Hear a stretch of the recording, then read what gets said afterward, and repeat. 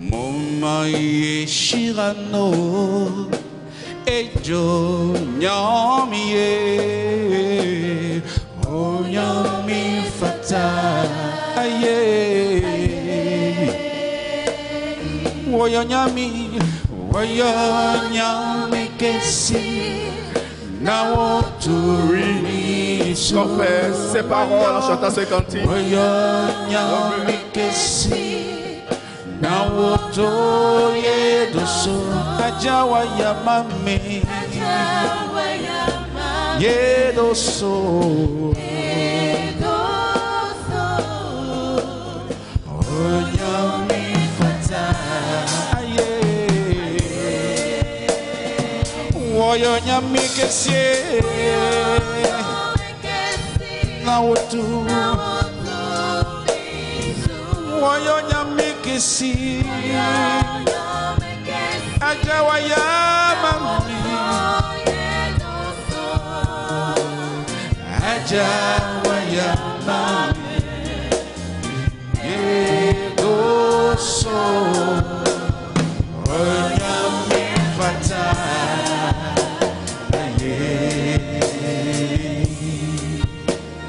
Louons notre Dieu, il mérite la louange. Louons notre Dieu.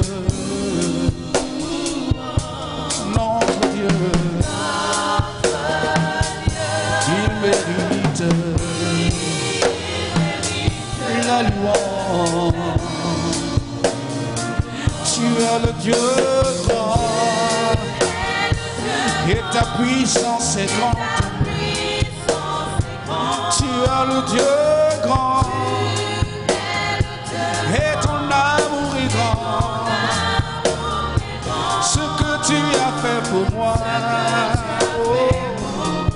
est si grand. Notre Dieu mérite la louange. Tu es le Dieu grand et ta puissance est grande. Tu es le Dieu grand et ton amour est grand.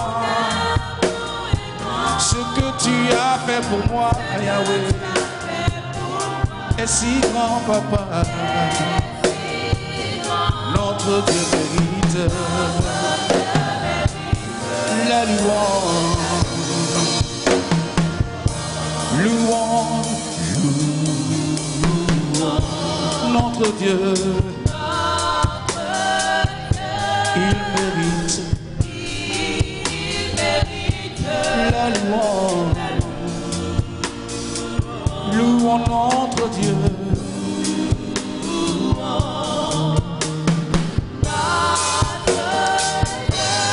Il mérite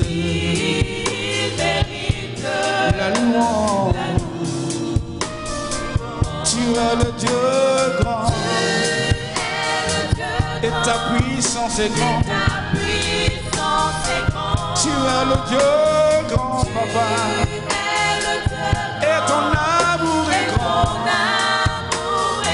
Ce que tu as fait pour moi est si grand, papa. Notre Dieu mérite la louange. Tu es le Dieu grand, et ton amour est grand. Tu es le Dieu grand, et ton amour est grand. Ce que tu as fait pour moi, oh, est si grand.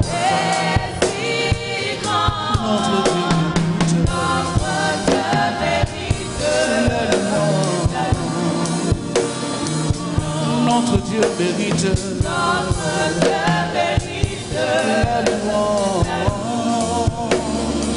Notre Dieu mérite la louange.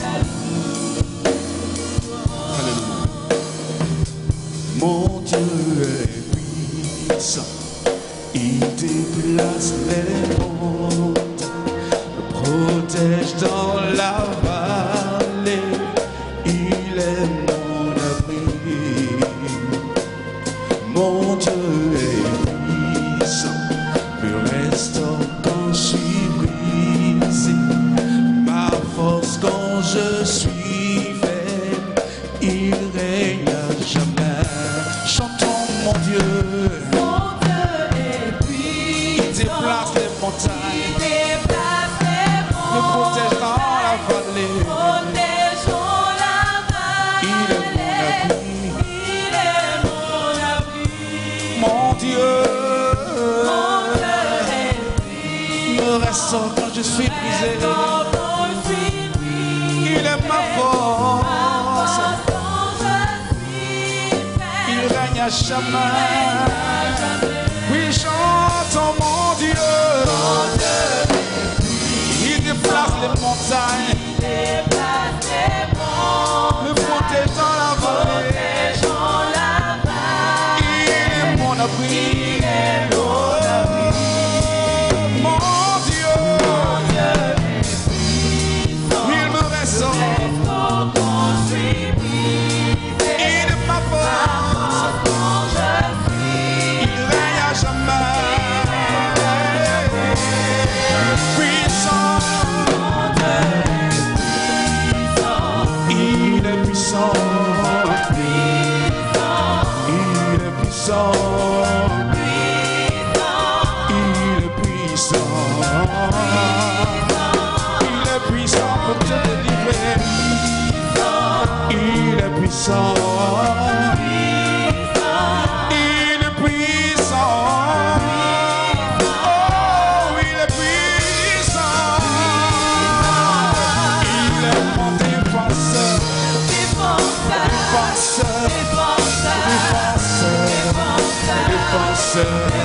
Puissant. Il est puissant. Il est mon pourvoyeur. Pourvoyeur. Puissant. Il est puissant. Il est ma forteresse.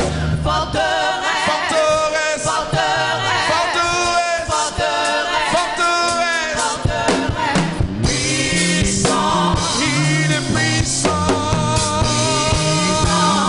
Il est mon abri sûr.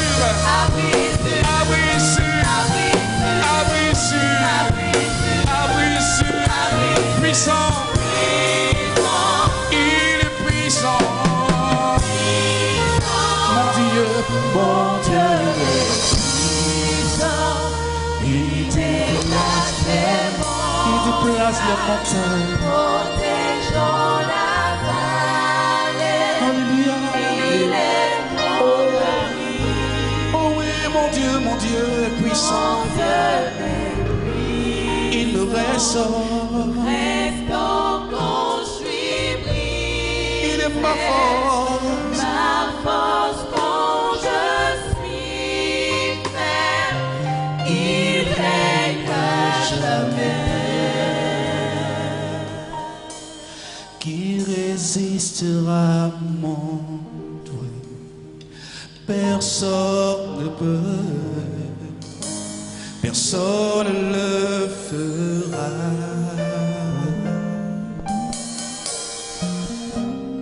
Qui résistera à mon roi? Personne ne peut.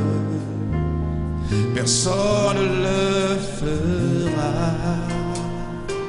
Oh, oh, oh, il y a puissance dans le nom de Jésus. Il y a puissance dans le nom de Yahvé. Oh, oh, oh, oh, oh, puissance. Il y a puissance dans le nom de Jésus.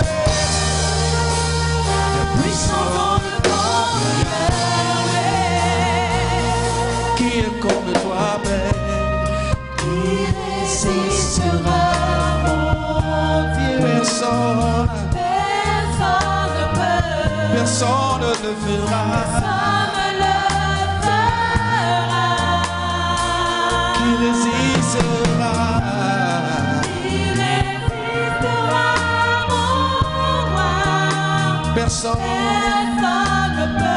Personne ne le fera.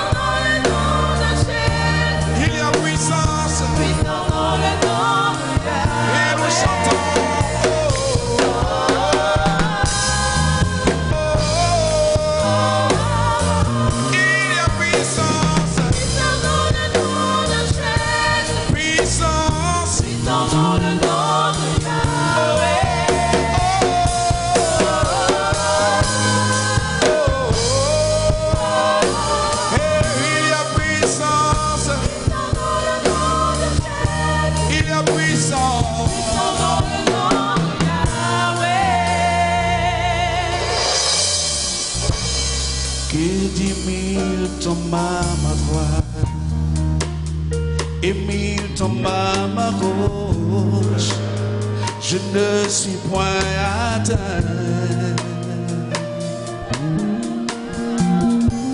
Et même comme un seul ennemi se déchaîne, je ne crains aucun mal, car tu es avec moi.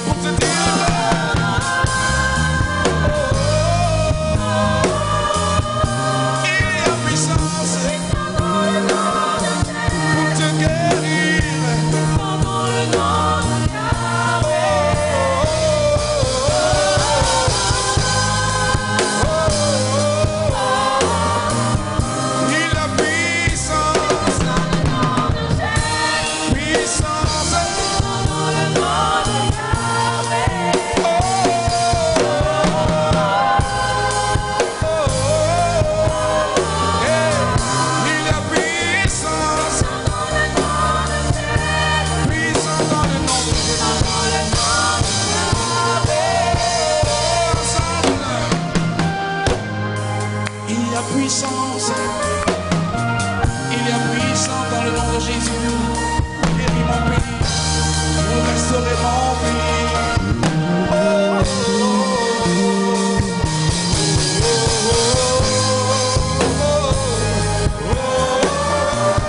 Il y a puissance. Il y a puissance.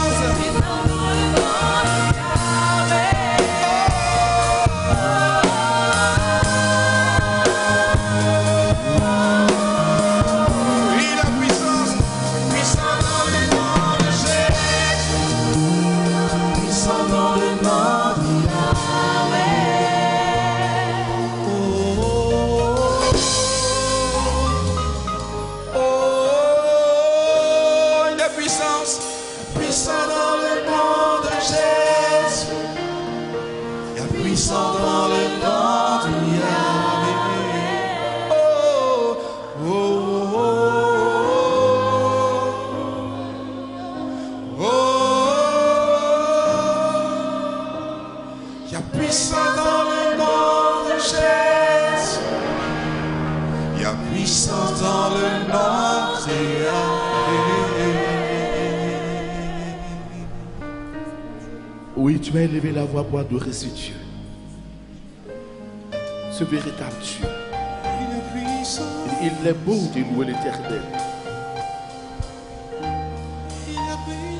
d'annoncer le matin ta bonté et ta fidélité pendant la nuit. Oui, élève la voix, annonce la bonté de Dieu. Adore ce Dieu véritable. Ce Dieu qui te donne la force du buffle.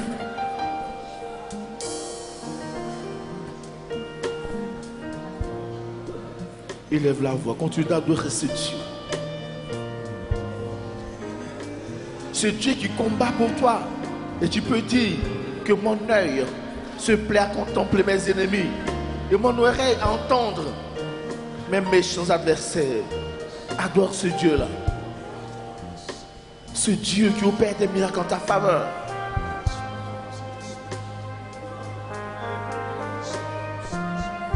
Ce Dieu véritable, il est planté dans la maison de l'Éternel. Il prospère dans les parvis de notre Dieu. Il porte encore des fruits dans la vieillesse. C'est notre Dieu qui le fait. Oui, notre Dieu te rassure que tu vas porter du fruit dans ta vieillesse. Parce qu'il est Dieu. Il est le véritable. Ce qu'il a commencé, il ne va pas t'abandonner à un certain âge de ta vie. Il est le véritable Dieu. Élève la voix et magnifie ce Dieu-là. Élève la voix et exalte le véritable. Élève la voix et magnifie le vivant, le tout-puissant. Oui, adore-le. Adore ce Dieu. Il est l'unique. Alléluia.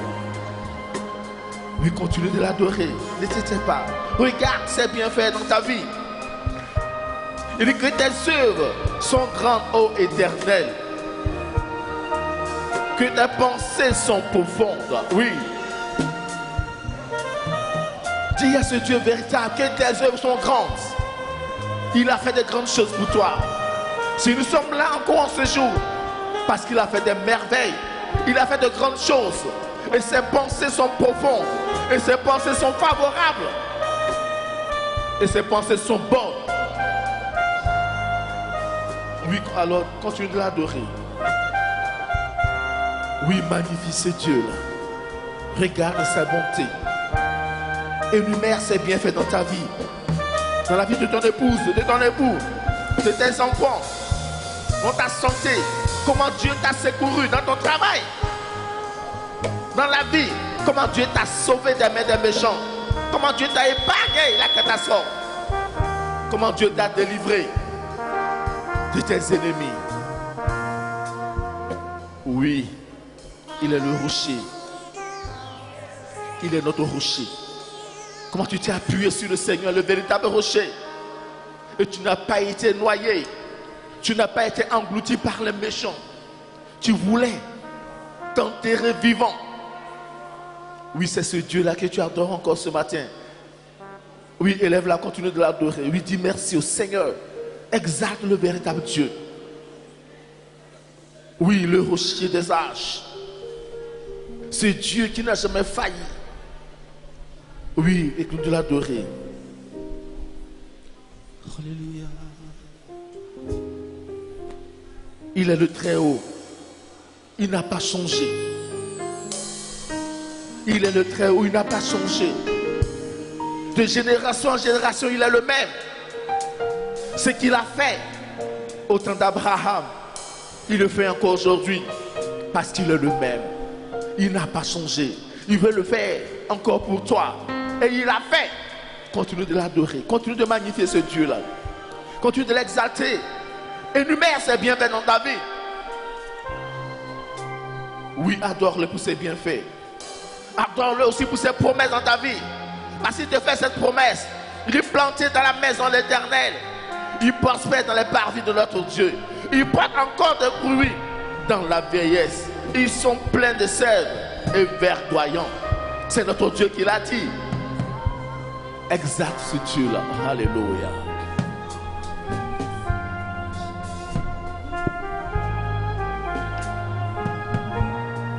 Tu mérites la gloire et l'honneur. Nous élevons nos mains vers toi en adorant. Tu mérites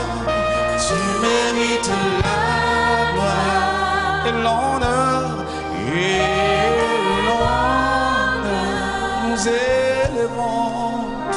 Nous élevons nos mains vers toi.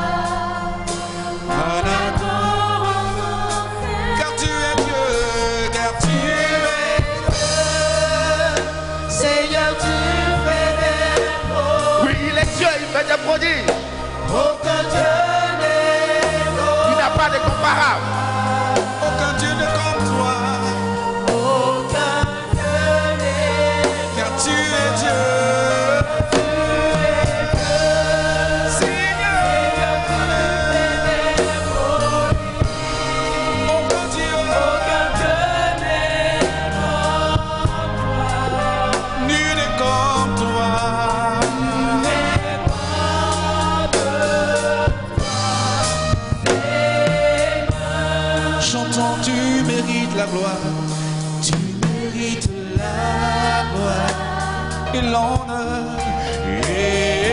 l'honneur, nous élevons nos voix vers toi, nous élevons nos voix vers toi. On adore ton Tu mérites la gloire tu mérites la gloire et l'honneur. et l'honneur. Nous élevons nos mains, nous élevons nos mains vers toi en adorant. Car tu es Dieu, Seigneur. Tu fais des prodiges, Aucun Dieu aucun n'est n'est comme toi, Seigneur. Nul n'est comme toi. aucun Car tu es Dieu, Seigneur. tu fais des prodiges, aucun n'est comme toi.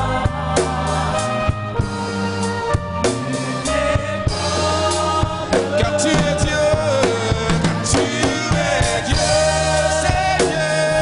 Tu fais des prodiges, aucun n'est comme toi. Aucun Dieu n'est comme toi. Tu es Dieu,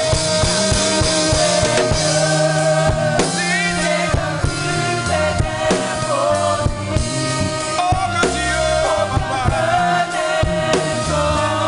Aucun Dieu, papa, n'est comme toi. Car tu es Dieu, Seigneur. Aucun Dieu n'est comme toi. Dans les cieux et sur la terre. Car tu es Dieu, Seigneur. Aucun Dieu,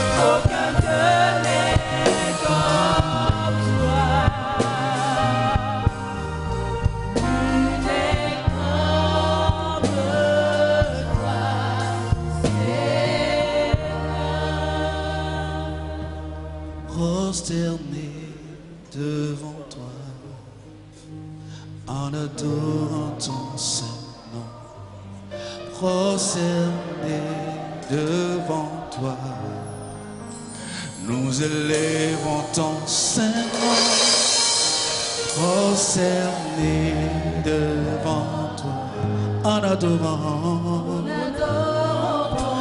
prosterné devant toi. Nous élevons, prosterné devant toi, en adorant ton Saint-Nom, prosterné Seigneur, en adorant ton Saint-Nom, oh, prosterné, prosterné.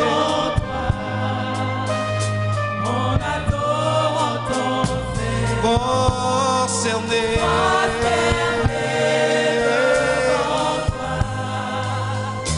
nous élevons ton Saint-Nom, louons notre Dieu, car sa miséricorde durera toujours. Louons notre Dieu,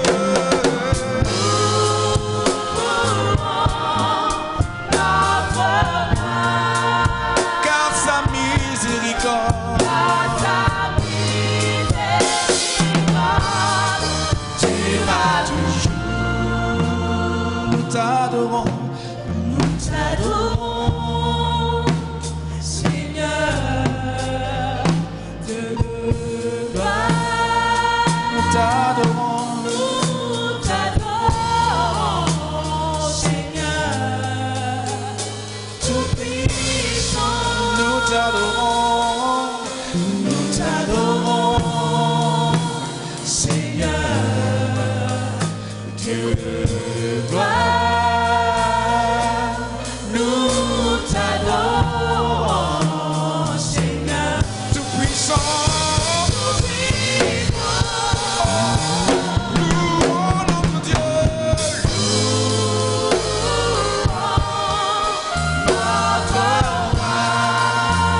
sa miséricorde durera toujours. Louons notre roi,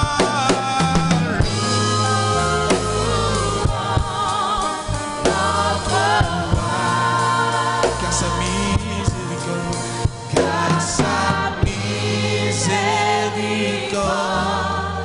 durera toujours.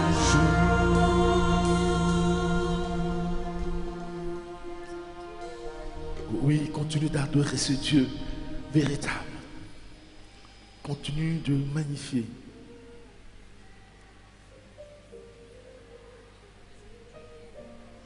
Oui, adore ce Dieu. Merci Seigneur. Oui, tu ressasses dans tes pensées tous ces bienfaits. Et tu vois combien de fois Dieu t'a secouru. Et tu encore médites sur ses promesses. Et dis, tu es juste. Et parce que tu es juste, tu vas croître comme le palmier. Tu vas t'élever dans la société comme celle du Liban.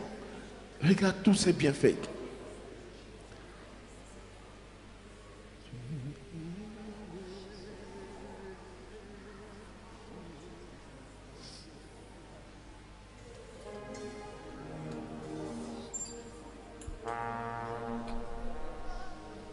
Si le groupe musical peut nous donner ce cantique, tu es Yahweh, qui est l'alpha et l'oméga.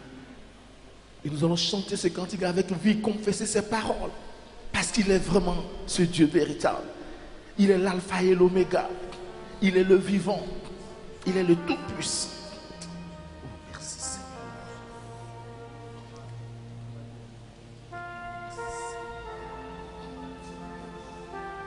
Oui, on va s'éteindre pour vous confesser. Chantons, tu es Yahweh, tu es Yahweh. Oui, nous allons lever les mains vers notre Dieu et confesser ses paroles. Tu es Yahweh, tu es Yahweh, tu es Yahweh,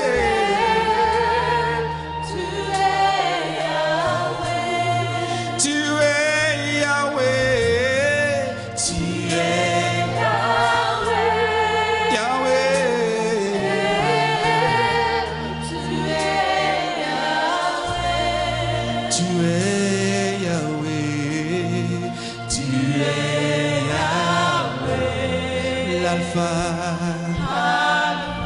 et Oméga. Oui, confesse sa parole avec il est Yahweh, il est l'alpha et l'oméga. Tu es Yahweh, tu es Yahweh, alpha et Oméga. Oh, tu es Yahweh, Yahweh.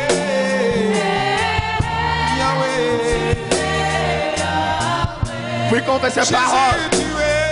Quand tu confesses, l'Esprit de Dieu te visite ce matin. Parce qu'il est Yahweh, il est l'alpha et l'oméga. Tu es Yahweh.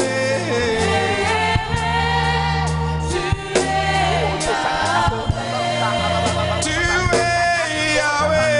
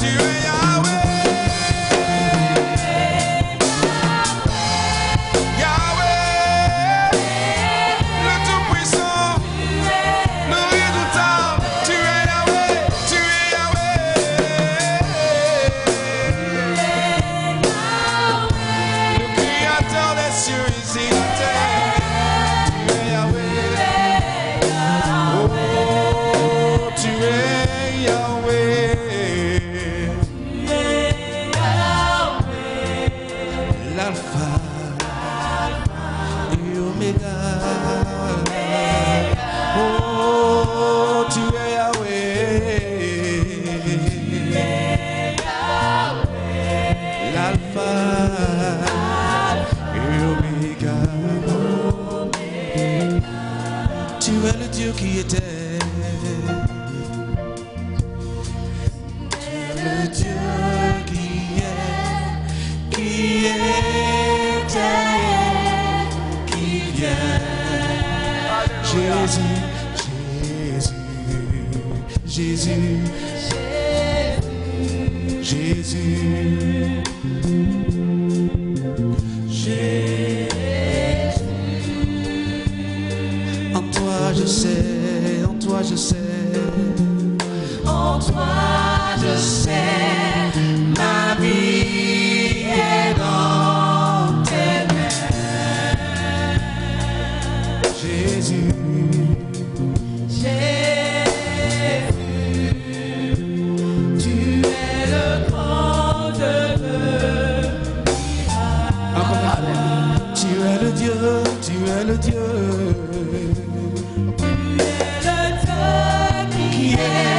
Qui était, qui vient.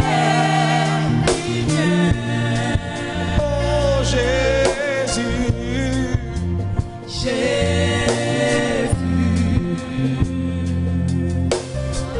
Jésus, en toi ma vie, Seigneur. En toi je sais, ma vie est dans tes mains. Oh Jésus, Jésus, tu es le grand Dieu. tu es le grand Dieu Et nous chantons, tu es Yahweh.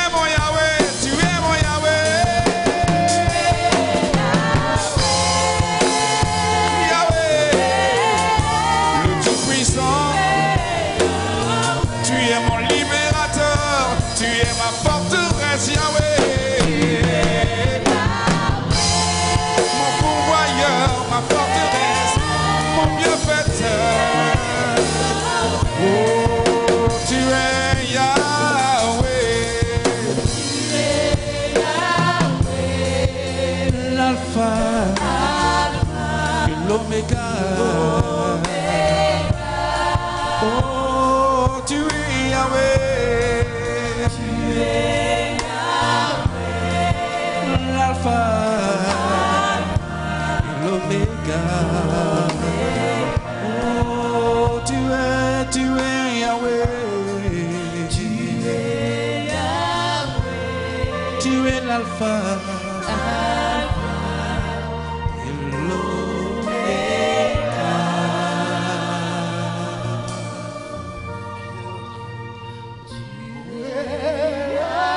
Oui, nous continuons de chanter ce cantique avec vie.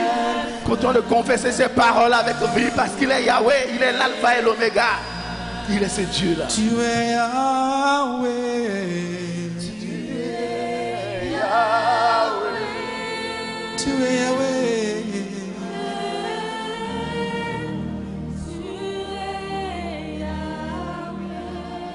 Tu es Yahweh, Yahweh. Tu es Yahweh, le Tout-Puissant, le merveilleux, le glorieux, Yahweh, Yahweh. Tu es Yahweh. Oh.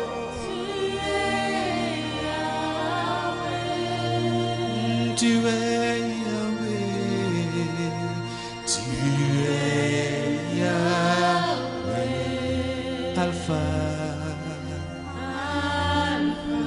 et Omega. Tu es Yahweh,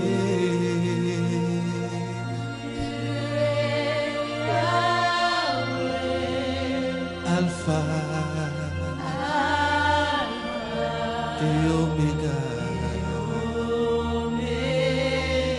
Oh, tu es Yahweh, tu es Yahweh,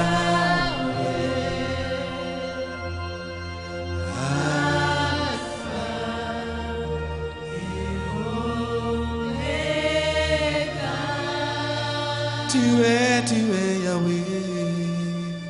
Tu es Yahweh, Alpha,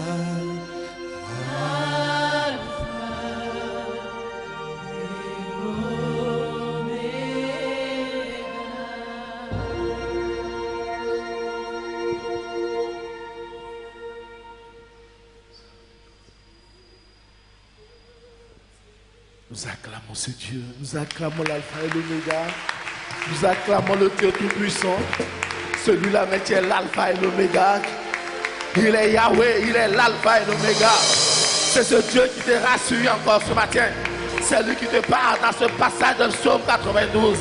Il est l'alpha et l'oméga. Ce qu'il a dit, il a la capacité de l'accomplir dans ta vie. Oui, tu acclames ce Dieu-là.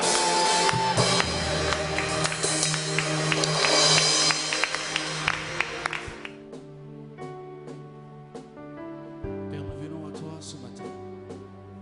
Nous voulons t'adorer, nous voulons te glorifier. Et parfois, nous ne savons pas nous approcher de toi. Conduis-nous toi-même dans ta présence. Nous voulons être près de toi, tout près de toi.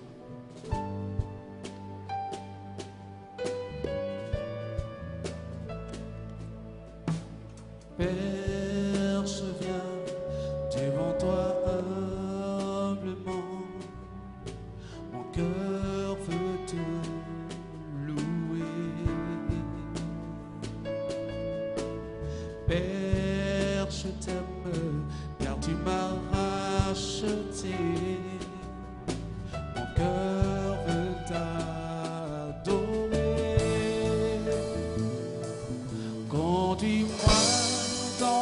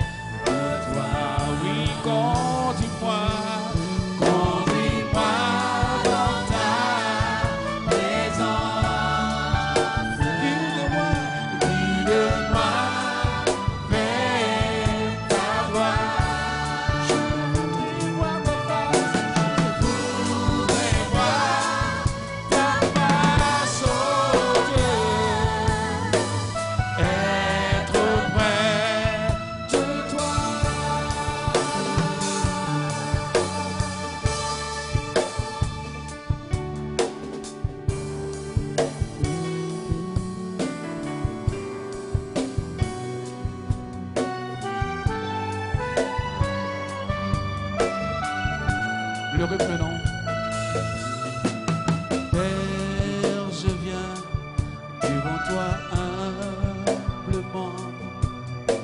Mon cœur veut te louer. Père, je t'aime car tu m'as racheté. Mon cœur veut t'adorer. Conduis-moi, conduis-moi dans ta présence.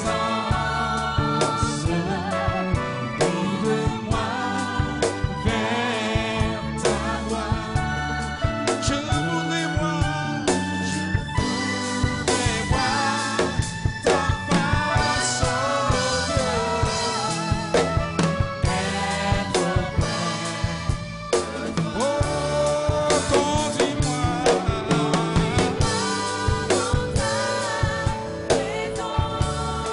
Guide-moi, guide-moi vers ta gloire.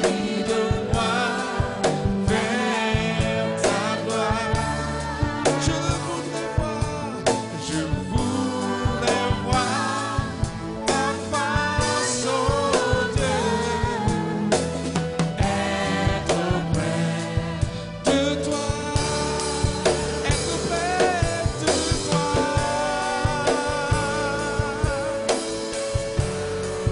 Être près de toi. Oh Seigneur, être près de toi.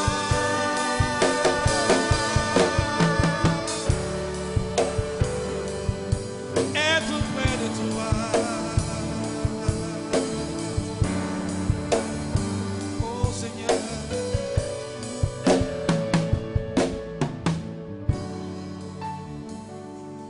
Conduis-moi dans ta présence. Guide-moi vers ta gloire. Je voudrais voir ta face, oh Dieu. Être près de toi. Conduis-moi, conduis-moi dans ta présence. Guide-moi, guide-moi vers ta gloire. Je voudrais voir ta face, je voudrais voir ta face, oh Dieu. Être près de toi, être près de toi, être près de toi, être près de toi. Nous acclamons notre Dieu.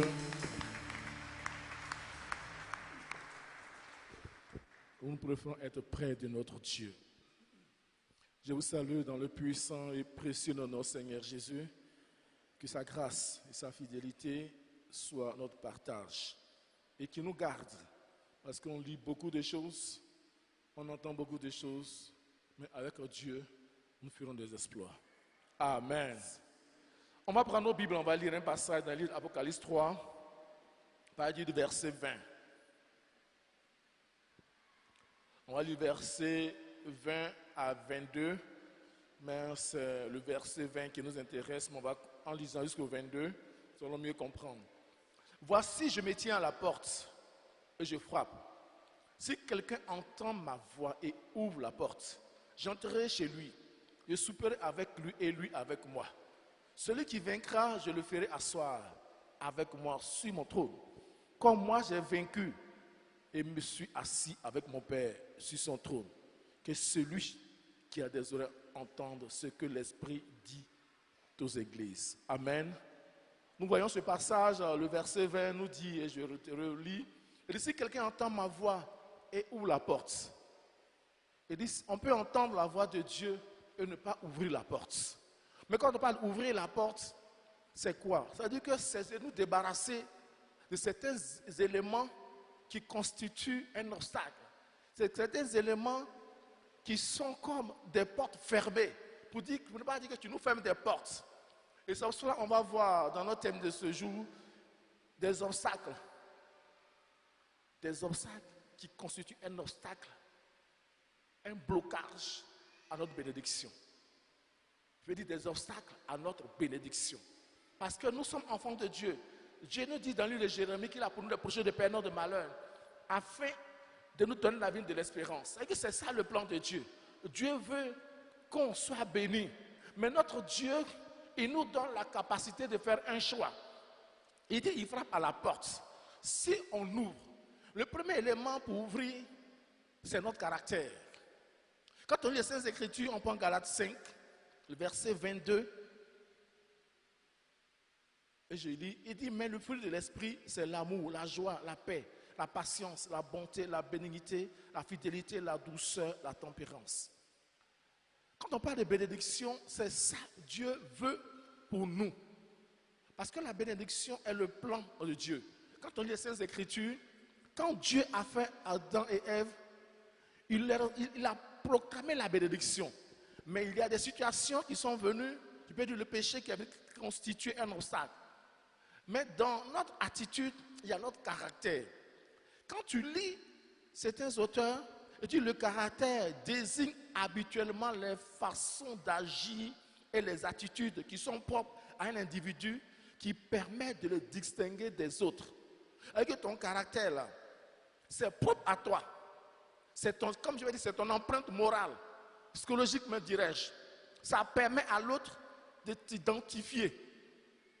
Mais ton caractère peut être un obstacle à ta bénédiction. Parce que le plan de Dieu, pour qu'on soit béni, c'est d'avoir un caractère qui se situe dans le principe de Galates 5, verset 22.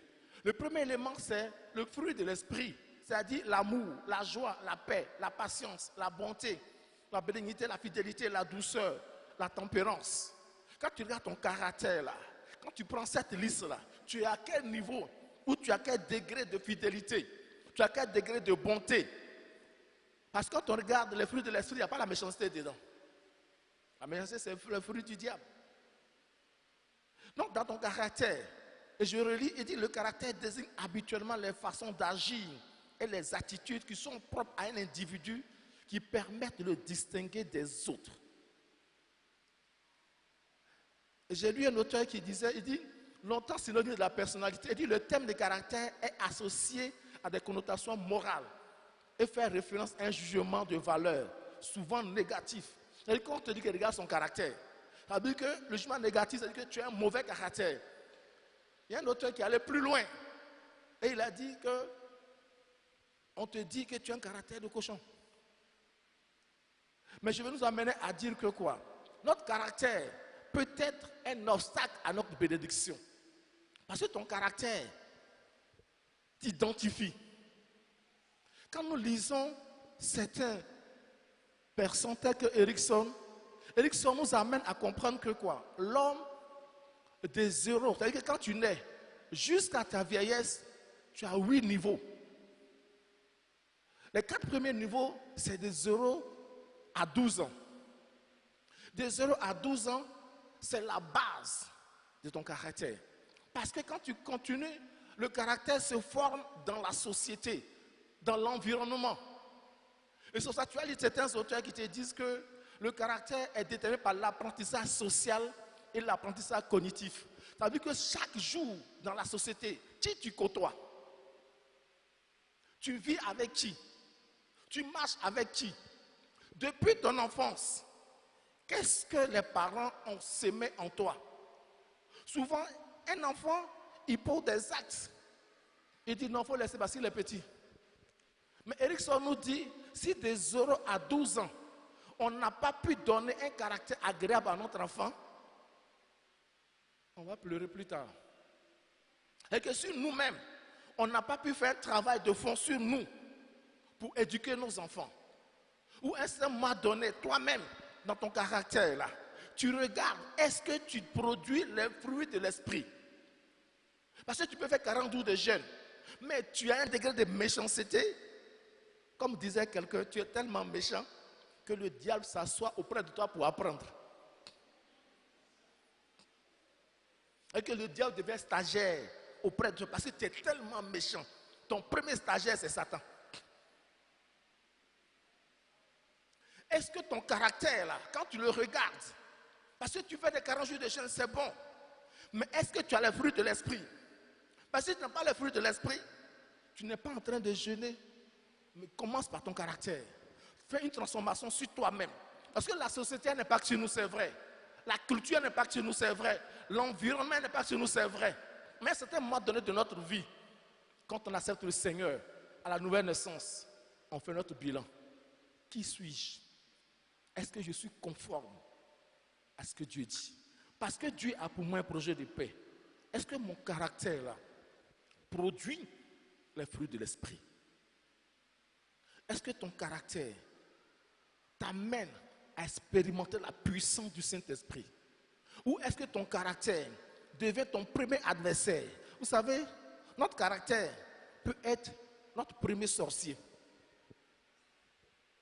Imagine quelqu'un. Tu dis, tu veux te marier. Ou bien tu pries pour le mariage. Mais ce qui sort de ta bouche là, Satan me supprime parce qu'il ne peut pas dire ça. Ce qui sort de ta bouche, Satan ne peut pas dire ça à quelqu'un. Ou bien tu vas quelque part et tout ce que tu sais faire, c'est de casser. On m'a raconté un témoignage. Il y a une jeune fille qui, un jour, a eu une aventure avec quelqu'un. Et bon, il paraît qu'ils devaient parler de mariage. Ils ont eu un enfant. Et elle partait rendre visite à cette personne avec leur bébé. Et arrivée à la maison, c'est la personne, elle trouve une fille là. Elle dit qu'elle est tellement furieuse que sa première réaction, elle a jeté l'enfant à terre comme on jette un canari pour casser. Et elle allait se battre avec le monsieur. L'enfant a eu une hémorragie, l'enfant est décédé. Elle a fait la prison. Et dans son témoignage, elle dit que si elle a fait la prison, c'est à cause de ses parents. Pourquoi? Parce que quand elle était petite, quand elle est fâchée avec ses frères, elle prend un couteau pour les poursuivre. Et ses parents ont pris ça comme une plaisanterie. Vous voyez comment est-ce que la société nous donnait caractère. Elle était dans un milieu où les parents ont joué avec certaines choses. Mais nous, chrétiens, qu'est-ce que nous décidons? À un certain moment donné de notre vie, on regarde dans ce miroir qui est la Bible. On regarde notre caractère. Et on cherche à produire les fruits de l'esprit. Et si tu ne produis pas les fruits de l'esprit, c'est que tu as toujours produit quelque chose. Et la Bible nous dit, ce qu'un homme aura sémé, il le moissonnera. Si tu as sémé la méchanceté, il faut demander à Aman. Il a sémé la méchanceté. Quand on va lire Esther, la Bible nous dit que Esther était cette reine, elle est juive. Et il y avait ce monsieur, Aman, qui a un mauvais caractère, qui est méchant. Et il avait un projet de société, c'était d'exterminer le peuple juif. Et à cause de son caractère, il est tellement méchant, il a préparé une potence pour Mardoché. Mais quand on lit, regardez le caractère de Mardoché. Mardoché n'a pas cherché autre chose que de crier à Dieu. Il n'a pas cherché autre chose que de demander à Esther de s'associer à ce peuple-là pour crier à Dieu. Parce que Esther a demandé 3 jours de jeûne. Et quand on regarde ces deux individus, ils ont 2 cultures différentes. Mais leur caractère a déterminé leur fin. Leur caractère a déterminé leur fin. Le caractère d'Aman l'a mené à être pendu à sa propre potence. Il avait préparé cela pour qui?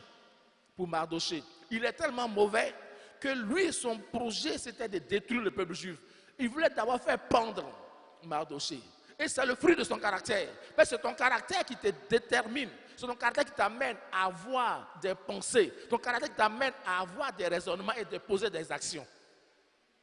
Aman, à cause de son caractère, a posé une action. C'était de détruire ce peuple-là. C'était de nuire à la vie de Mardoché. Et Mardoché, qui est enfant de Dieu, il a crié au Seigneur. Il a produit les fruits de l'esprit. Parce que pour lui, il n'avait pas autre chose que de crier à Dieu. Il a montré sa fidélité au Seigneur. Il a été tempérant.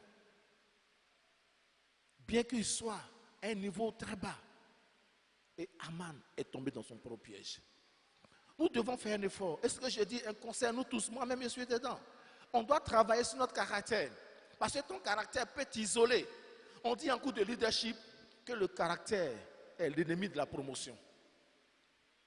Parce que regarde, dans une entreprise, tu es chef de service et tu es insupportable, insubordonné, indiscipliné. Même si ton chef de département, on l'a nommé ailleurs, le poste il est vide. Mais à cause de ton caractère, on ne peut pas te donner ce poste-là. Parce que déjà, regarde à quel niveau de l'entreprise tu es. On ne peut pas te parler. Tu ne passes pas les ports. Tu es difficile à gérer. Donc si on te met chef de département, si on t'a mis une DGA, le DG va te sentir. C'est pour cela que tu pries pour ta bénédiction. Tu pries pour ta vie. Tu pries pour ton environnement immédiat. Tu pries pour beaucoup de choses. Mais je nous conseille de prier de prime abord pour notre caractère. Parce que le caractère d'Aman l'a mené à être pendu à sa propre potence. Le caractère de Mardoché l'a aidé. Et c'est celui qui voulait son mal, à cause de sa méchanceté, que Dieu a utilisé pour l'élever. Dieu dit, toutes choses concourent au bien de ceux qui produisent le fruit de l'esprit, c'est-à-dire ceux qui aiment Dieu. Quand tu produis le fruit de l'esprit, c'est-à-dire que tu aimes Dieu. Et Dieu utilise même tes ennemis, ceux qui veulent te faire du mal, pour t'élever. Parce que Dieu exauce nos prières. Mais il faut éviter, quand Dieu frappe à ta porte, de condamner la porte avec ton caractère. Parce qu'à cause de ton caractère, la bénédiction de Dieu peut entrer dans ta vie. Même si Dieu veut le faire, tu fermes la porte à cause de ton caractère. Et les gens te fuient. Quelquefois, il y a des personnes qui sont invivables. C'est-à-dire que personne ne peut vivre avec toi. Parce que vraiment, tu es dans un caractère difficile dans ton environnement. Je me rappelle quand on était... Il y avait un monsieur, ses enfants l'appellent Kadhafi. Ses enfants l'appellent Kadhafi. On ne dit pas papa, on dit Kadhafi arrive. Parce que c'est un terroriste dans sa propre maison. Quand il arrive à la maison, son premier réflexe, vous voyez les anciens téléviseurs, il met sa main sur la télévision. Si c'est chaud, c'est qu'ils ont allumé. Vous allez le sentir dans la maison. Parce que quand il met ça éteint, il dit ses enfants, ils me connaissent. Il met sa main. Alors que la télévision d'avant, ça chauffe beaucoup. Donc on dit papa arrive, le temps il va éteindre là. Tu ne peux pas me ventilateur pour refroidir. Il met sa main sur la télévision. Si c'est chaud, il appelle ses enfants. Il va les discipliner. Mais comment ton enfant peut t'appeler Kadhafi? Ton propre enfant. Parce que tu le traumatises. Et si cet enfant-là, un jour, il va être évangélisé. On dit Dieu est ton père. Il va dire quoi? Dieu est Kadhafi. Parce que la référence immédiate, comme nous dit ici, Roger, la société a un impact sur notre caractère. Dans quel milieu as-tu grandi? Le milieu dans lequel nous grandissons a un impact sur notre caractère. Il y a mon doyen de faculté de théologie qui a commencé, qui donnait un témoin dans son église. Il dit il y a un membre de son église. En tout cas, il donne de l'argent à sa femme. Mais pour convertir en CFA, il donne 500 francs à sa femme. Et puis il veut bien manger. Bon, la femme, au départ, ne voyait pas de mal en cela. Parce qu'elle complétait. Et puis le monsieur mangeait. Mais c'est un moment donné, elle n'a pas l'argent. Il se plaint qu'il mange mal. Ça ne devenu pas là. La femme ne supporte plus ces mésententes-là. Et elle allait dire à son pasteur, qui était mon doyen de faculté. Et le monsieur l'appelle, appelle le chef de famille pour dire Mais qu'est-ce que tu fais là? Il dit, ah, mais pasteur, quel est le problème? Moi, mon papa donnait moins que ça à ma maman, puis on était beaucoup plus, on mangeait bien. Et que son papa donnait moins que ça. Et puis eux, ils mangeaient bien. Non, lui ne comprend pas quel est le problème qu'elle a. Il dit, c'est là il a compris que le monsieur, son problème ne date pas d'aujourd'hui. C'est depuis son enfance. La société a joué sur son caractère. Son papa. Il lui a dit, mais ton papa là-haut, il était où? Il était au village. Il dit, ah, je comprends ton problème. En fait, vous voyez, au village, pour ceux qui connaissent le village, nos mamans, quand on leur donne de l'argent là, c'est pour acheter poisson, parce qu'on ne plante pas poisson. C'est pour acheter sel, parce qu'on ne plante pas sel. Voici les éléments. Donc on leur donne l'argent pour acheter ces éléments-là. Pourquoi? Parce qu'on a déjà fait une plantation pour elle. Elle a déjà des aubergines, le gombo, piment, le riz, elle a tout. Non, c'est qu'elle ne plante pas là. On lui donne l'argent pour aller acheter. Mais lui n'a pas regardé ça. Il dit que son papa donne ce montant, puis il n'a qu'à faire ce qu'elle veut. Et cela, il a dit à ce monsieur, je te comprends. Non, ce que tu vas faire, toutes les plantations que ta maman avait là, fais pour ta femme. Si tu donnes 500, puis elle dit tu ne manges pas bien, viens me dire la messe sous discipline. Il dit pas ça, il ne veut pas. Il dit non, il faut augmenter alors. C'est pour dire que quoi? Notre environnement immédiat a un impact sur notre caractère. Mais quand on devient chrétien, Paul pouvait dire les choses anciennes sont passées, toutes choses deviennent nouvelles. On doit maintenant faire quoi? Chercher à produire les fruits de l'esprit. Alléluia. Quand on devient chrétien, on doit prier de telle sorte que, comme Paul appelle cela le renouvellement de l'intelligence, on avait une intelligence obscurcie par notre société, par notre culture, par notre habitude, ou quelquefois par imitation, ou par suivisme. Mais quand tu deviens chrétien, Paul parle du renouvellement de l'intelligence. On doit changer d'attitude, nous délivrer du caractère d'Aman et produire les fruits de l'esprit qui nous conduisent sur le chemin que Mardochée a vécu. Parce qu'à cause du caractère de Mardochée, Dieu l'a béni. À cause du caractère d'Aman, Satan l'a détruit. Il a payé le prix de sa méchanceté. À quel niveau es-tu dans ton caractère? Est-ce que ton caractère constitue un obstacle? Il faut que dans notre caractère, nous évitons l'autosuffisance. Parce que c'est celui qui est en face là, qui apprécie mieux ton attitude. Celui qui est en face, qui peut te dire ça là. Parce que si tu es trop suffisant, c'est pas bon. La Bible dit que l'humilité précède la gloire. C'est-à-dire que dans ton caractère, quand tu cultives l'humilité, il y a la gloire devant. Mais si tu es d'un degré d'orgueil, quelquefois quand tu regardes un orgueilleux, puis tu l'observes bien, à un certain degré, il n'est pas loin d'un sorcier. Quelquefois même il a les gemmes de la sorcellerie en lui. Parce que lui, dans la société, personne ne doit le dépasser. Personne ne doit être comme lui. Et tu observes des gemmes de la sorcellerie. Je veux vraiment nous inviter à comprendre que notre caractère peut être une arme fatale que le diable utilise pour nous étouffer. Dans notre foyer, dans notre travail, dans nos finances, dans notre quotidien. Parce que Dieu a pour nous des projets de paix. Faisons tout pour travailler sur notre caractère. Est-ce que dans notre caractère, nous voyons ce que Galates 5, verset 22 nous communique? Je relis ce qu'on doit voir. C'est un baromètre pour nous-mêmes chrétiens. Il dit, mais le fruit de l'esprit, c'est l'amour. Est-ce que tu cultives l'amour? La joie. Souvent, il y a des personnes, si tu ne les connais pas, tu vas penser qu'ils n'ont pas de dents dans leur bouche. Ils ne vont jamais sourire. Toujours nerveux, toujours le visage renfrogné, fermé. La paix. Est-ce que tu es en paix dans ton environnement? La patience. Est-ce que tu es patient?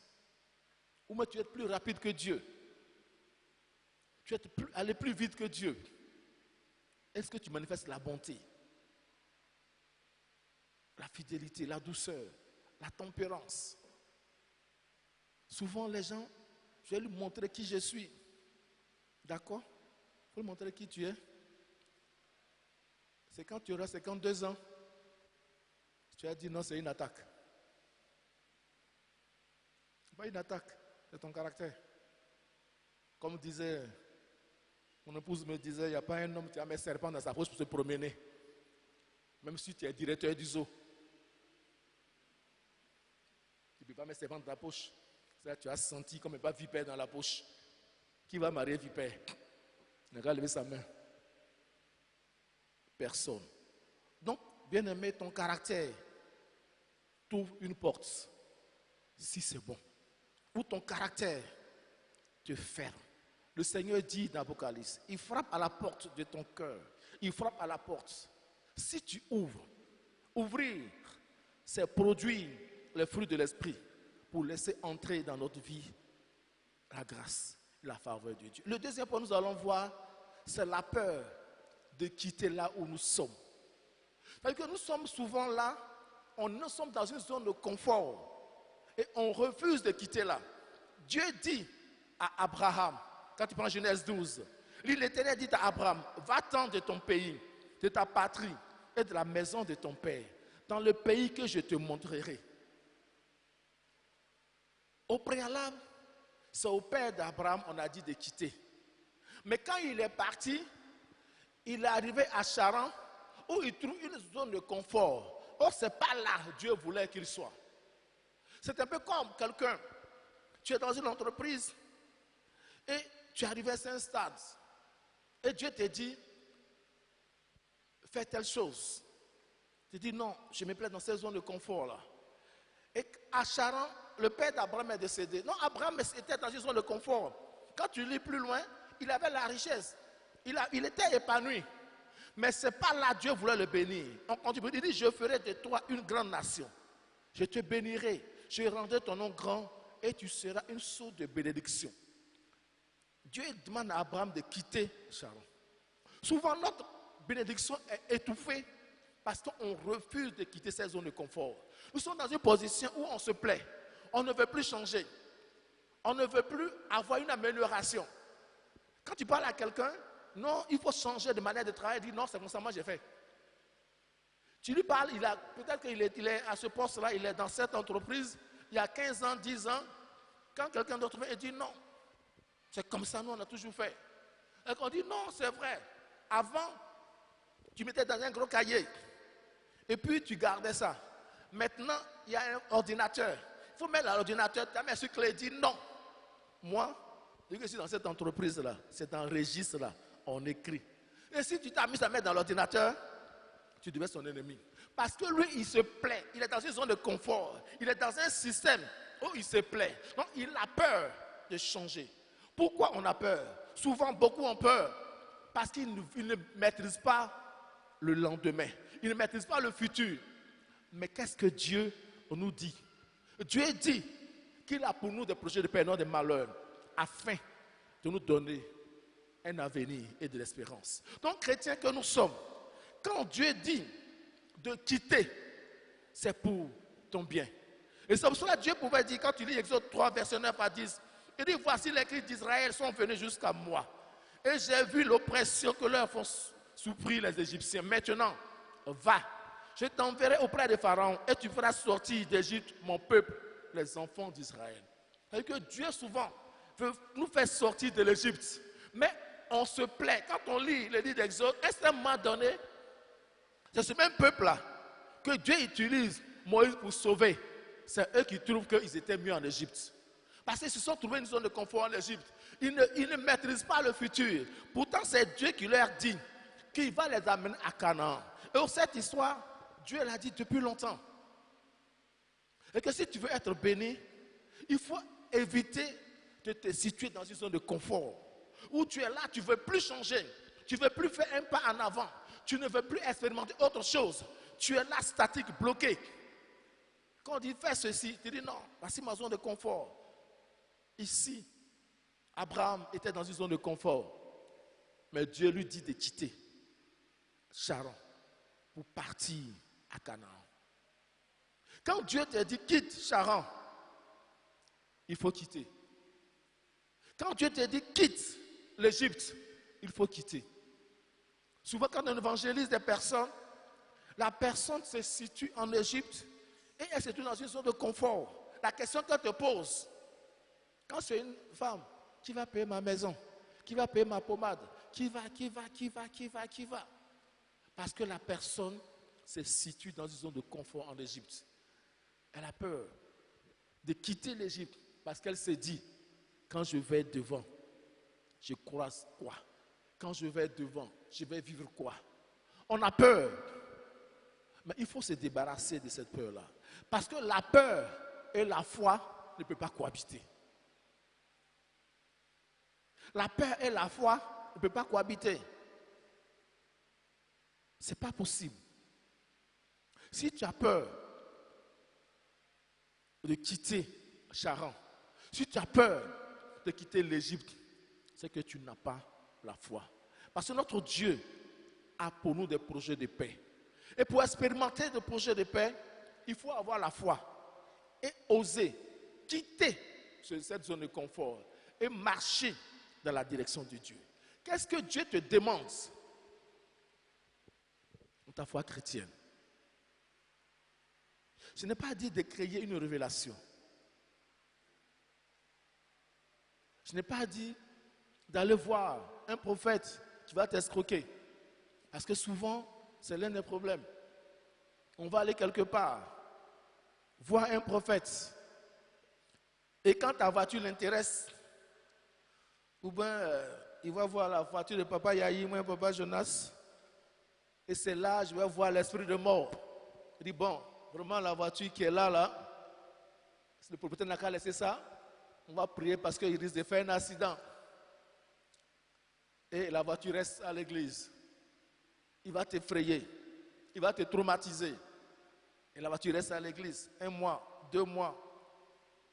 Un jour tu es au plateau, tu vois le monsieur qui conduit ta voiture. Il dit non, il attend de continuer d'intercéder. Je ne parle pas de cette escroquerie qui engendre la peur. Mais je vais nous amener à dire que quoi? On dit la peur, c'est le refus du changement. C'est tout d'abord la peur de l'inconnu aussi. Parce que quand on refuse de quitter notre zone de confort, on a peur de l'inconnu. Mais Abraham avait confiance en Dieu. Abraham savait quel Dieu il adorait. Donc quand Dieu lui dit de quitter, il a quitté. Bien-aimé, je ne sais pas qu'est-ce que Dieu te dit. Mais ce que je sais, il faut éviter de te situer dans une zone de confort. Là où tu es, et tu ne peux plus quitter, et que tu te plais là. Même Dieu dit, va-t'en. Dieu dit, il faut quitter ce lieu-là. Parce que Dieu a parlé au peuple juif. Quand on lit le livre d'Exode, arrivés dans le désert, parce qu'ils ont vécu des difficultés, ils ont préféré retourner. Quand tu es dit de quitter là où tu es, ça ne veut pas dire que le diable va dormir. Il peut s'avérer que l'ennemi chemin faisant vienne t'attaquer. Mais parce que tu as foi, parce que tu es enfant de Dieu, tu vas persévérer. Tu vas avoir un caractère qui t'amène à faire face à ces difficultés-là. Et c'est en cela, tu auras en face de toi la mer Rouge. Tu auras en face de toi des Cananéens, des Amoréens, des Jubésiens. Mais comme tu as foi en Dieu, comme tu n'as pas la peur, tu es confronté à ces difficultés-là. Tu les combats. Parce que Dieu dit que celui qui est avec nous, et ceux qui sont avec nous sont plus nombreux que ceux qui sont avec les autres.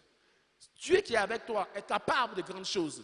Mais si tu entretiens la peur, si tu continues de développer la peur en toi, sois rassuré que tu ne pourras jamais poser des actes. Tu ne pourras jamais expérimenter la foi ou la puissance de Dieu.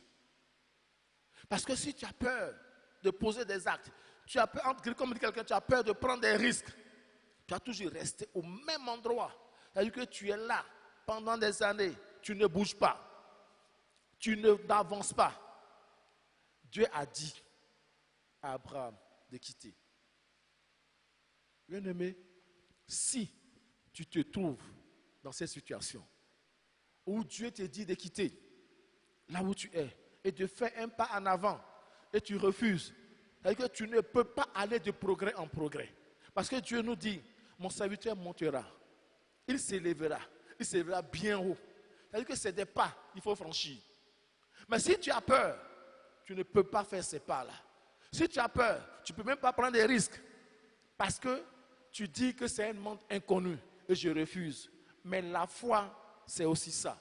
La foi, c'est d'avoir confiance en Dieu pour dire là où je vais. C'est vrai, moi je ne sais pas ce qui est là-bas. Mais comme Dieu m'aime, je suis convaincu que c'est meilleur pour moi. Alléluia. Et c'est ça qui dissipe la peur en toi.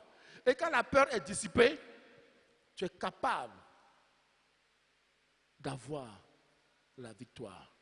C'est l'absence de peur qui nous amène à pouvoir avoir de grands témoignages. C'est l'absence de peur qui t'amène à avoir de grands témoignages. Parce que si tu as peur, tu ne peux pas expérimenter la puissance de Dieu.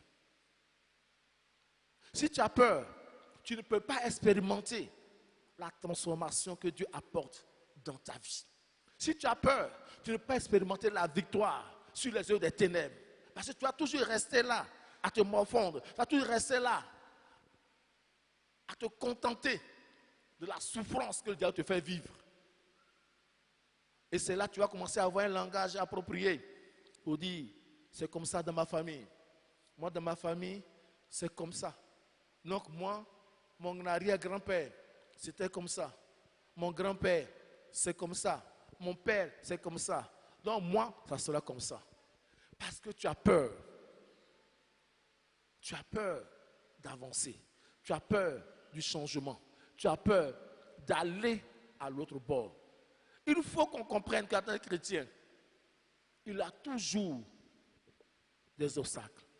Quand Dieu a dit à son peuple de quitter l'Égypte pour aller à la terre promise, quand tu regardes sur une carte, normalement selon certains commentateurs, en 40 jours de marche, ils pouvaient arriver à Canaan. Mais ils ne sont pas arrivés à 40 jours. Ils ont tourné. Parce qu'il y avait l'adversité. Il y avait des obstacles. Mais quand on regarde l'attitude de Josué et Caleb, Josué et Caleb ont enseigné qu'il faut éviter la peur et faire confiance au Seigneur. Alléluia. La Bible nous dit que Moïse choisit 12 personnes et il les envoie pour prospecter cette terre promise-là. Les 12 reviennent et on écoute les 12. Ils doivent faire leur rapport de mission. Ils sont allés en mission. Ils doivent faire le rapport de mission. Mais dans leur rapport, on se rend compte que les 10 premiers ont développé une peur pas possible. Et dans leur commentaire, quand tu prends le livre des Nombres 12, 13, 14, 15, tout ce qu'ils ont trouvé à dire, c'est ce qu'ils ont vu et non qui est leur Dieu. Il dit, on a vu, pour paraphraser, des monstres, des fils d'Anak. Ils sont vraiment difficiles à vaincre. La peur a fait qu'ils se sont vus comme des sauterelles. Ils se sont vus incapables d'avoir la victoire sur ce peuple-là. La peur a fait qu'ils ont oublié qui est leur Dieu. Ils ont même oublié la parole de Dieu, les promesses de Dieu. La peur fait que c'est ce que les yeux ont vu qui détermine leur avenir. Donc du coup, ces 10 refusent d'aller à la terre promise. Parce que pour eux, s'ils s'hasardent d'aller là-bas, ils vont mourir. On va les détruire. On va les tuer. Regardez ce que la peur peut faire. Et que la peur empêche une personne d'entrer dans sa bénédiction. La peur empêche une personne à accepter ce que le Seigneur a dit. Et ces 10, pendant le commentaire, ont tout fait pour décourager Moïse. Parce qu'ils avaient peur. Moïse n'est pas allé là-bas avec eux, c'est eux qui ont vu. Ils sont venus dire à Moïse que là-bas, là, mon frère, il ne faut pas t'aventurer. On ne peut pas. Gloire soit rendue à Dieu qu'il y avait parmi ces 12, 2 personnes qui ont compris que si tu veux être béni, qui ont compris que si tu veux entrer dans la bénédiction de Dieu, qui ont compris que si tu veux aller au niveau que Dieu veut que tu ailles, il faut bannir la peur. Il ne faut pas regarder les choses comme tes yeux voient, mais regarde les choses comme Dieu voit. Alléluia. Et Josué et Caleb ont regardé ces personnes, je peux dire, ces personnes des Anamites qui étaient vraiment monstrueuses selon les descriptions des 10, des personnes robustes, de grande taille. Josué et Caleb n'ont pas vu ces personnes comme un obstacle. Les amis, ils ont vu ces personnes comme un tremplin pour eux. Alléluia. Parce que la peur t'emmène à voir le défi comme un tremplin pour ton développement. Alléluia. Le manque de peur t'amène à voir l'obstacle comme une source de bénédiction, comme un tremplin pour Dieu, comme un chemin que Dieu a utilisé pour te forger et te bénir. Et Josué et Caleb ont vu ça comme ça. Ils disent ces personnes-là, ils sont vraiment ce qu'ils ont dit, c'est leur taille, c'est leur forme. Mais Dieu les a dans cette forme-là. Pour que quand on va partir, on va les vaincre. Et pendant que nous, on va passer, les vautours vont s'en charger. Pour éviter que les vautours puissent nous distraire chemin faisant. Alléluia. Bien-aimé, l'obstacle qui est en face de toi, que tu vois comme infranchissable, c'est un tremplin pour toi. Et on voit encore comment est-ce que la peur peut t'amener à ne pas avancer. On voit le cas du peuple juif au temps de David. Voici Goliath qui est en face.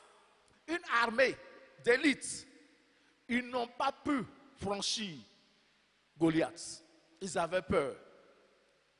Ils ont même voulu contaminer David avec leur peur. Bien-aimé, la peur peut t'amener à être ridicule devant un serviteur du diable. Parce que qu'est-ce qu'il fait? Il va t'effrayer.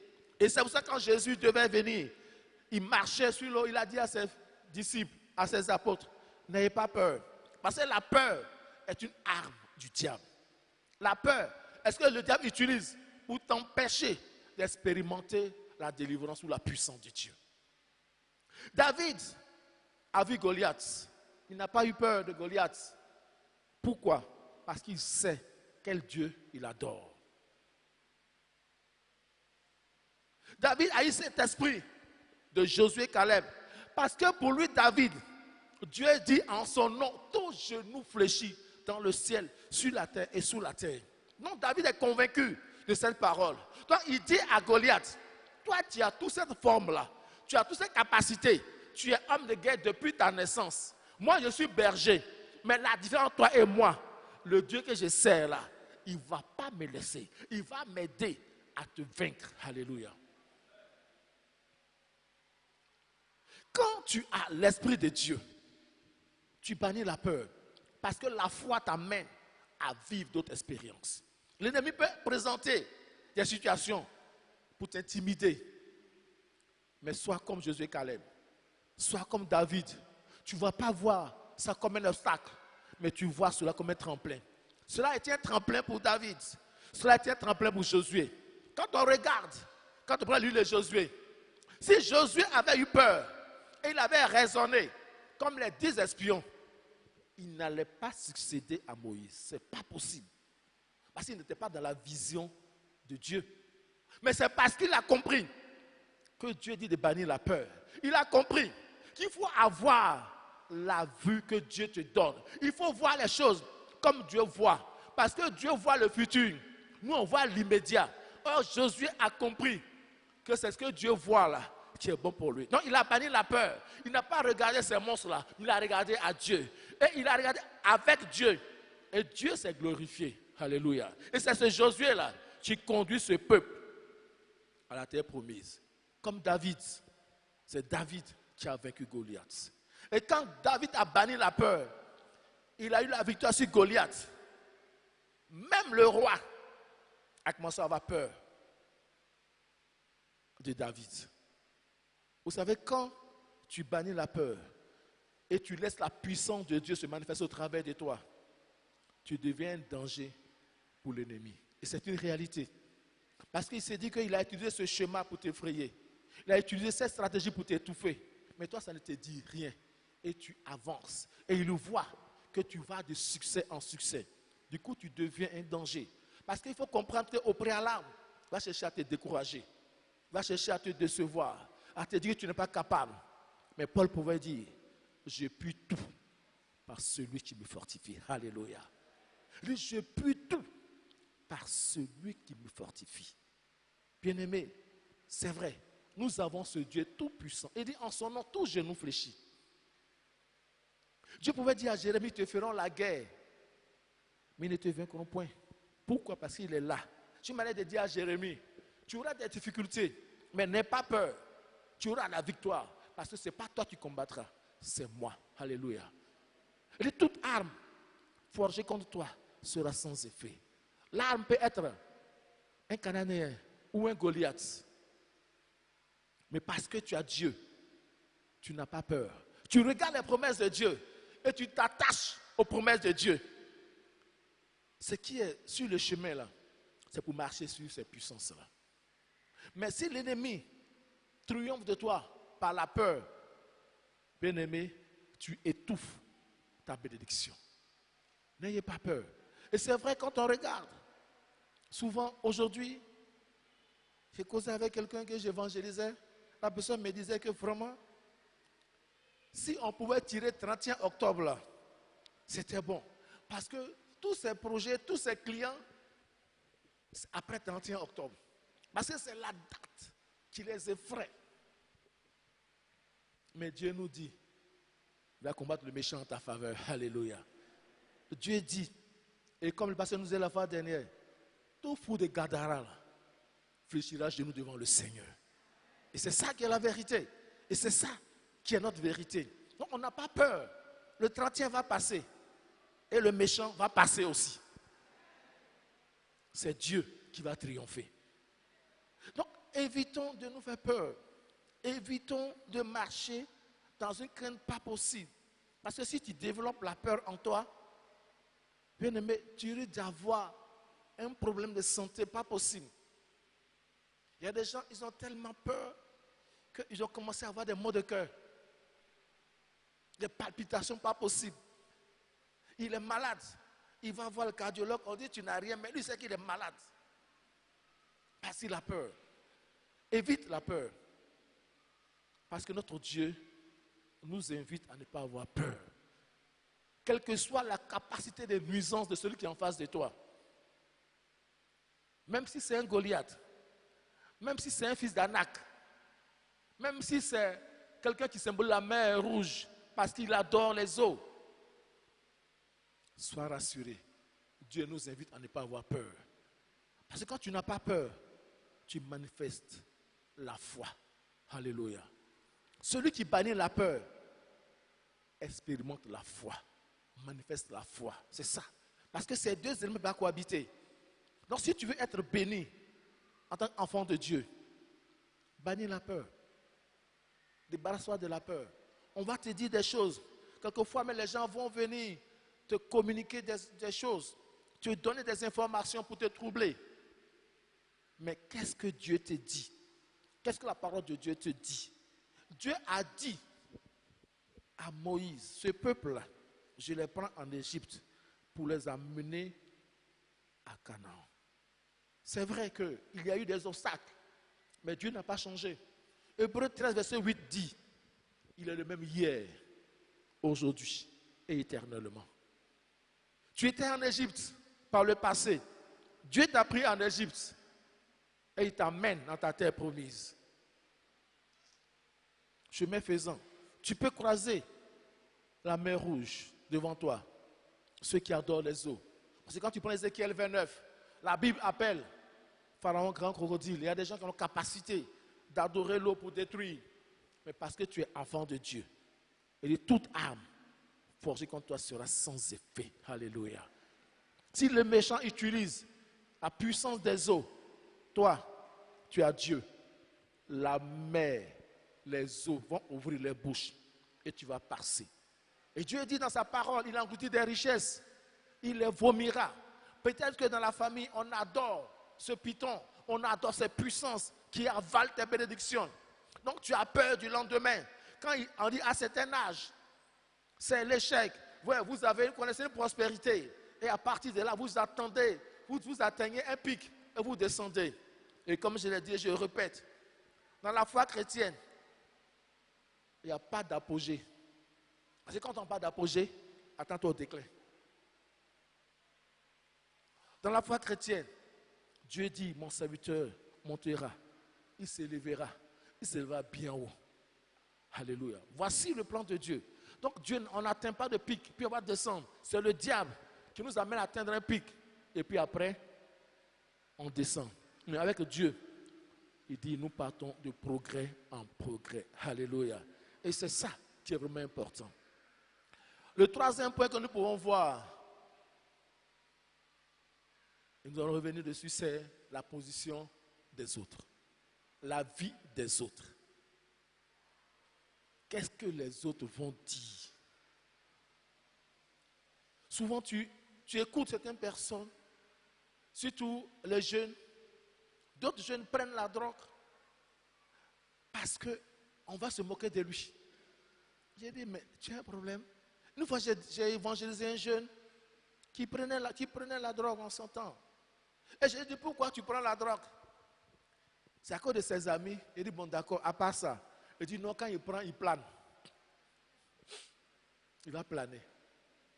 Et quand tu prends, tu es dans un monde où vraiment tu ne sens pas ton pied sur le sol. C'est toi seul, tu n'es pas dans l'avion, tu n'es pas dans la voiture, tu es quelque part en tout cas. Mais c'est dû à quoi? La vie des autres. Parce que s'il ne fait pas ça, on va trouver qu'il n'est pas civilisé.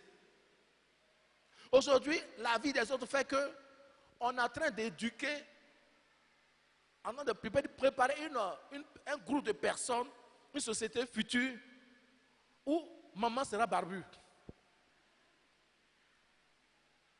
Et papa sera barbu. D'ailleurs, dans la maison, tout le monde est barbu. On ne sait pas qui fait quoi. La position des autres, elle peut ne pas être bonne pour toi si elle est contraire à la parole de Dieu. Parce que nous, notre parole, maintenant, les chrétiens, c'est la parole de Dieu. Et c'est pour cela un homme ne peut pas choisir, comme disait ce chanteur, là où tu vas naître. On ne peut pas choisir nos parents. On ne peut pas choisir notre nom. Mais au moins, on peut choisir nos fréquentations à un certain âge. Et comme me le dit communément en Côte d'Ivoire, si tu ne m'arranges pas, il ne faut pas me déranger. On choisit nos amis. Et comme disait quelqu'un, il dit, si tu choisis ton conseiller, c'est que tu as choisi le conseiller que tu viens entendre. Si tu prends pour conseiller Christ, c'est que tu dois choisir le conseil que tu dois entendre. Mais si tu prends pour conseiller serviteur de Satan, ne sois pas surpris qu'ils te disent que pour avoir ce poste, il faut aller à la franc-maçonnerie. Parce que notre environnement a un impact sur nous. Tu fréquentes qui? Tu côtoies qui? Tu es avec qui? Quelquefois on est chrétien, mais parmi nos amis là, à part nous, tout le monde c'est des païens. Et puis on dit non, ce sont mes amis. Mais ils vont te donner quoi? Vous allez discuter de quoi? Vous allez développer quelle causerie? Quel entretien? Vous allez faire quoi ensemble? Si tu es chrétien et 99% de tes amis sont des païens, il faut te revoir. Parce que tu es en train d'aller sur un territoire qui va te fatiguer. On a vu par le passé quelqu'un ici en Côte d'Ivoire qui disait qu'il évangélisait, mais dans les boîtes de nuit. Pour ceux qui se souviennent, mais les boîtes de nuit l'ont boîte-denisé. Les boîtes de nuit l'ont transformé. Vous savez, il faut beaucoup faire attention sur ce que nous côtoyons. Le diable est tellement rusé, le diable est tellement mauvais, qu'il va te donner de l'acide à boire. Il va te dire c'est un médicament de palu. Ça va te détruire. Et c'est pour ça que quand on regarde, on va toujours revenir à cette position des 12 espions. Quand tu prends le livre de Nombres 13, regardez si Moïse avait pris la vie des 10 espions. Ils allaient impacter le ministère de Moïse pour toujours. Si Moïse avait pris comme vérité absolue la position des 10 espions, Moïse allait rester là. Il n'allait plus faire un autre pas. Parce que la position des 10 espions n'était pas la position de Dieu. Et c'est une mauvaise position. Mais regardez un peu cette situation. Et c'est pour ça que Dieu, connaissant l'homme, il a fait du peuple juif d'abord un peuple théocratique. Parce qu'il est arrivé à un moment donné où la démocratie devient un danger pour nous-mêmes. Imaginez un seul instant, dans un pays où il y a 10 députés, je prends 10 pour qu'on puisse comprendre facilement, et parmi les 10 députés, il y a 8 qui sont homosexuels, 8 qui sont francs-maçons, 8 qui sont vraiment serviteurs du diable jusqu'à dans ses entrailles. Mais ils vont voter quelle loi? Et si tu affrontes cette loi, on dit non, tu es allé en prison. Ça veut dire que quoi? Ceux que nous côtoyons, ceux que nous fréquentons, leur avis, si ce n'est pas de Dieu, mon frère, si tu as un peu il va te déranger. On peut choisir notre environnement. On peut choisir ceux que nous côtoyons. On peut choisir nos amis. Mais c'est ce qui t'aide. Parce que si tu ne choisis pas tes amis que tu n'as pas choisis, qui sont avec toi, vont s'imposer à toi par le mauvais caractère. Il peut s'avérer qu'en entreprise où tu es, on t'appelle, on dit, mais quand c'est une femme, on dit ça c'est Marie. Pourquoi? Parce que tu n'es pas dans leur système. Nous on t'appelle Jésus, on dit, oh lui là c'est le petit frère de Jésus. Si jamais ton dossier est tombé dans sa main, ah mon frère, tu es cuit, il va te couper. Mais non, il ne va pas te couper. Il va faire ce qu'il doit faire. Mais l'autre, comme il est habité par l'esprit de maman, il va toujours t'amener à faire ce qui est anormal pour impacter ton avis et t'escroquer. Je vais vraiment nous amener à dire que quoi? Nos amis, si on ne les choisit pas selon la foi chrétienne, peuvent nous amener dans le décor, peuvent nous amener à rater notre vie totalement. Ce que tu fréquentes là, si tu vois que ce qu'ils font ne t'arrange pas parce que tu es enfant de Dieu, il faut couper avec eux. Ce ne sont pas tes ennemis, non. Mais il y a des choses que tu ne peux plus faire avec eux. On ne peut plus causer parce que je ne sais pas quelle cause on va mener. On va faire quoi? Parce que tout ce que tu fais est contraire à ma foi chrétienne. Tu dis, quelqu'un te dit, souvent tu regardes des gens, ils vont prendre la Bible pour vraiment t'étouffer.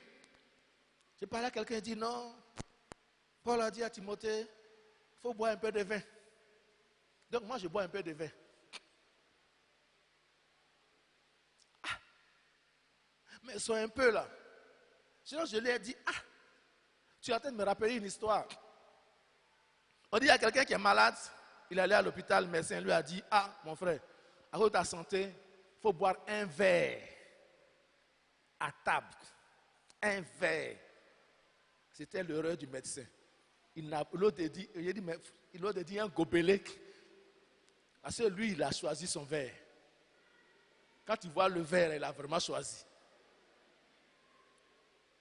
Quand tu vois le verre, il dit, ah, mon médecin te boit un verre à table. Mais le verre là, ça remplit, ça prend toute la bouteille. Il dit, mais c'est un verre.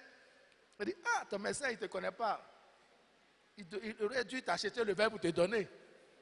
Là, il te précise la quantité. Il dit, mais il faut faire comme les médicaments là. On dit bois 20 centilitres. Ça au moins. Mais quand tu as dit un verre, il allait prendre un verre, on dirait gobelet. Mais si tu as un ami comme ça, et c'est lui qui est ton conseiller, Et puis on dit, te vois un verre à table. Va t'acheter un verre et tu vas boire avec. Au lieu de guérir, tu vas aller de mal en pire. Il y a eu les 10 espions. Moïse ne les a pas écoutés. Pourquoi? Parce que leur pensée n'était pas de Dieu. Quand tu as une amitié, ou tu as un environnement immédiat, ou je ne sais pas quel soit d'environnement tu as, mais dont leurs pensées sont contraires au plan de Dieu, et si c'est eux que tu veux suivre, sois rassuré, toute la fois que tu vas les suivre, tu t'éloignes des promesses de Dieu dans ta vie. Mais quand tu marches avec des amis qui sont comme Josué et Caleb, qui ont accepté le plan de Dieu, tu as vraiment fait un avec la présence de Dieu. Quand tu marches avec ces personnes-là, ils vont faire quoi? Ils vont t'édifier dans ta foi.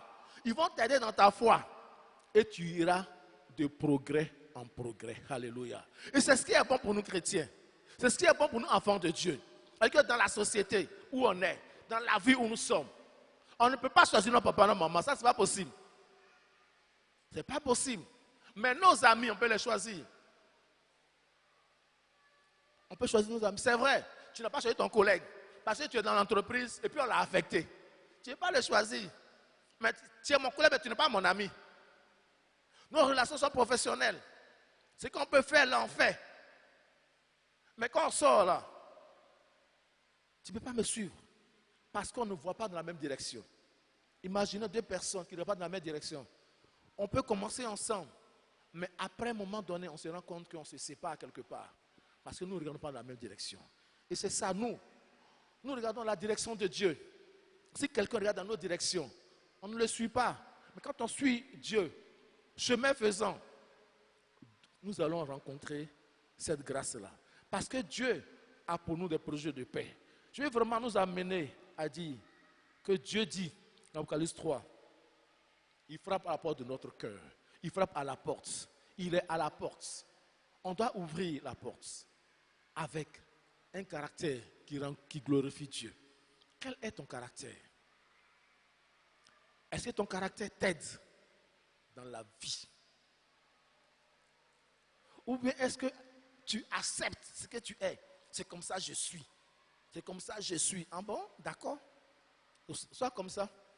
Tu as fait 50 jours de jeûne et tu seras comme ça. Il faut que ton caractère produise le fruit de l'esprit.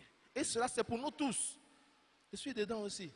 Est-ce que mon caractère produit le fruit de l'esprit, l'amour, la joie, la paix, la patience, la bonté, la douceur, la tempérance? On dit Dieu est venu pour pouvoir nous transformer. Quand on lit les Saintes Écritures, on voit le cas de Pierre. On voit le tempérament de Pierre. Mais au jour de la Pentecôte, ce Pierre qui était violent, ce Pierre qui était brutal, c'est lui qui a coupé l'oreille de l'envoyé de Malchus. Ce Pierre-là, le Saint-Esprit l'a changé. Et le Saint-Esprit n'a pas, il est le même. Ce qu'il a fait pour Pierre, il peut encore le faire pour nous. Pourquoi? Parce que nous sommes enfants de Dieu. Pourquoi? Parce que notre Dieu n'a pas changé. Et nous adorons le véritable Dieu. Demandons au Saint-Esprit, change mon caractère. Change mon caractère. Que je puisse produire les fruits de l'Esprit. Parce que je vais être béni. Et quand nous sommes bénis, c'est l'église du Seigneur qui est bénie. Alléluia. Quand nous sommes bénis, c'est le peuple de Dieu qui est béni. Parce que lorsque Dieu bénit quelqu'un, on profite aussi. Imaginez un seul instant. Tu as un membre qui est quelque part, à qui Dieu a la capacité de donner du travail à la jeunesse. Mais sa bénédiction devient une porte pour tout le monde. Mais si tu refuses d'être béni, tu fermes la porte à beaucoup de personnes. Donc changeons nos caractères. Cherchons à avoir le caractère que Dieu veut. Et je sais que c'est vraiment bon. Pas seulement pour nous-mêmes, mais pour notre église, pour notre assemblée. Évitons la peur. Parce que la peur est l'âme du diable. La peur, c'est le diable qui l'utilise pour nous étouffer. Évitons aussi cette peur-là de pouvoir quitter là où nous sommes. Tu es dans une zone de confort, tu te plais là, tu dis, ah Dieu, moi où je suis arrivé là, c'est bon comme ça. Là, il ne faut pas que je quitte ici, puis on ne sait jamais. Non. Si Dieu a dit à Abraham, presque quand Abraham est arrivé à Charan, Dieu l'a béni à Charan. Mais malgré cela, Dieu lui dit, c'est pas là que je t'ai appelé. Avance encore. Bien-aimé, Dieu peut te dire d'avancer encore. Parce qu'il a encore de grandes choses pour toi. Et c'est en avançant dans la foi que le Dieu véritable te bénit. L'autre élément, comme on l'a vu, il faut choisir ceux qui sont tes amis. Parce que si tu choisis un voleur, on va t'appeler voleur. Comme disait quelqu'un, il dit, dis-moi qui tu fréquentes et je te dirai qui tu es. Dis-moi qui est ton ami ou qui sont tes amis, je te dirai qui tu es. Nous, notre ami fidèle, c'est le Seigneur Jésus. Alléluia. Et parce que Jésus est notre ami, nous savons qui nous sommes. Et nous avons le pouvoir de marcher sur les serpents, les scorpions, sous la puissance de l'ennemi, et rien pourra nous nuire. En marchant fidèlement au Seigneur, en évitant un caractère qui s'oppose à notre bénédiction, en évitant la peur de quitter notre zone de confort, en évitant d'avoir des mauvais amis. Bien-aimé, je sais que toutes les fois que Dieu va frapper à la porte de notre vie, parce que ces éléments sont balayés, le Seigneur va entrer dans ta vie. Et quand il entre dans ta vie, il n'apporte que des bonnes choses. Et ces bonnes choses vont t'amener à expérimenter la bénédiction. Que Dieu nous bénisse.